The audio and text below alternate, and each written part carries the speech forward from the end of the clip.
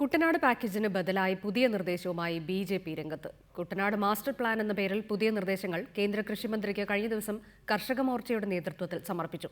ഒപ്പം അടുത്ത വർഷം ആദ്യം കേന്ദ്ര കൃഷിമന്ത്രിയെ സ്വന്തം നിലയിൽ കുട്ടനാട്ടിലെത്തിക്കാനുള്ള നീക്കം ബി.ജെ.പി. ആരംഭിച്ചു കഴിഞ്ഞു.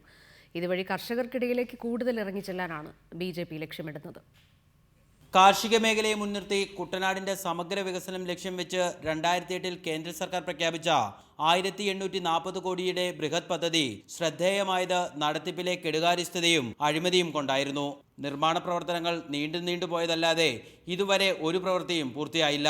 ലക്ഷ്യം കാണാതെ പദ്ധതി പാളിപ്പോയതിൽ അമർഷമുള്ള കുട്ടനാടൻ ജനതയെ കൂടെ നിർത്താനാണ് ബി.ജെ.പി. ലക്ഷ്യം വെക്കുന്നത്.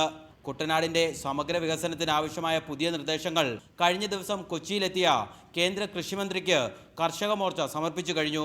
തീർച്ചയായിട്ടും കേന്ദ്ര കൃഷി മന്ത്രാലയത്തിൽ നിന്ന് ജലസേചന വകുപ്പിൽ നിന്ന് ലഭിക്കുന്നതിന് വേണ്ടിയിട്ടുള്ള സമ്മർദ്ദം ഭാരതീയ ജനതാ പാർട്ടിയും കർഷക മോർച്ചയുടെ ഭാഗത്തുനിന്ന് ഉണ്ടാകും. കേന്ദ്ര കൃഷിമന്ത്രി രാധാമോഹൻ സിംഗിനെ കുട്ടനാട്ടിലെത്തിക്കാനും തൽസ്ഥിതി ബോധ്യപ്പെടുത്താനുമാണ് ബി.ജെ.പിയുടെ നീക്കം. ഈ കാര്യങ്ങളെക്കുറിച്ച് അദ്ദേഹം നേരിട്ട് ബോധ്യപ്പെടണം.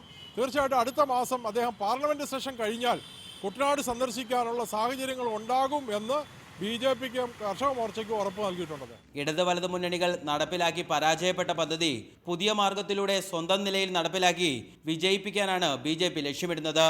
ഒപ്പം കുട്ടനാടൻ കർഷകരുടെ ശബ്ദമാകാനുമാണ് ബി.ജെ.പിയുടെ ശ്രമം. രഘുനാഥ് നാരായണൻ, റിപ്പോർട്ടർ, ആലപ്പുഴ.